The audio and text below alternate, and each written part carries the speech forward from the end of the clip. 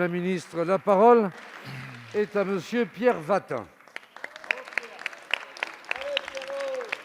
Merci, Monsieur le Président.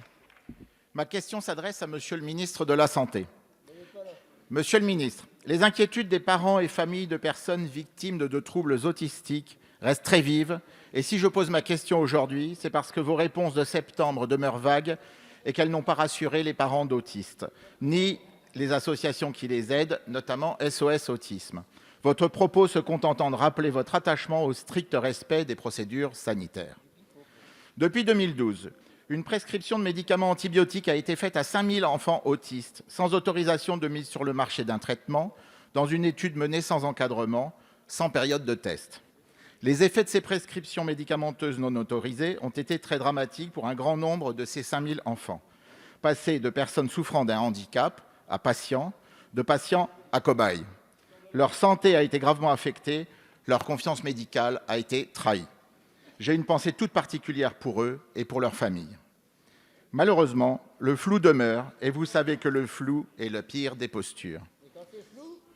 Que la justice soit saisie ou pas, vous devez par votre parole publique, aujourd'hui, rassurer ces familles, non pas par la parole laconique que vous avez eue en septembre, mais par un exposé détaillé. 2 minutes ne sont peut-être pas suffisantes, mais ces 2 minutes sont indispensables pour rassurer les personnes autistes, leurs familles et les associations. Car jusqu'à aujourd'hui, votre parole n'a pas rassuré, mais inquiété.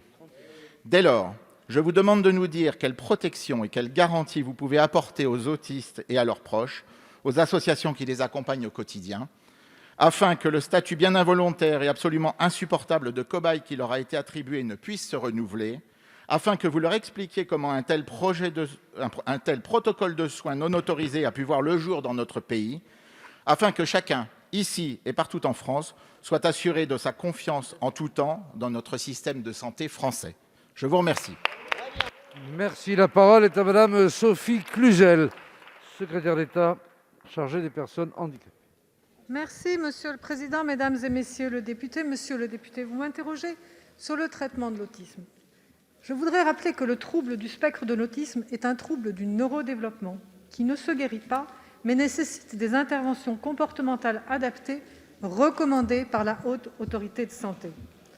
Ces interventions, et vous le savez, doivent intervenir le plus précocement possible pour influer positivement la trajectoire de développement de l'enfant, limiter le surhandicap et permettre autant que possible à chaque enfant de fréquenter l'école du quartier, puis de trouver un emploi, d'avoir un logement, de vivre avec nous.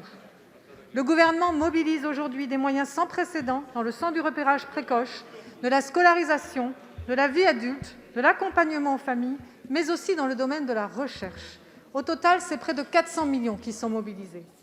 S'agissant des antibiothérapies dénoncées par plusieurs lanceurs d'alerte depuis plus d'1 an, je suis déterminée, avec le ministre de la Santé et des Solidarités, à faire toute la lumière sur ces pratiques qui mettent notamment en cause des professionnels de santé agissant hors protocole et hors protocole de recherche. La délégation interministérielle à l'autisme et aux troubles du neurodéveloppement et le ministère de la Santé et des Solidarités se sont mobilisés suite à ces alertes. Et la justice est saisie. Les pratiques de prescription d'antibiotiques dénoncées ne sont pas validées scientifiquement dans le champ de l'autisme. Je serai particulièrement attentive aux conclusions de l'enquête en cours et aux conséquences engendrées par ces pratiques sur les enfants concernés. Pour accompagner leurs familles en conséquence, nous leur devons toutes les informations et la juste information, et nous les accompagnerons comme il le faut.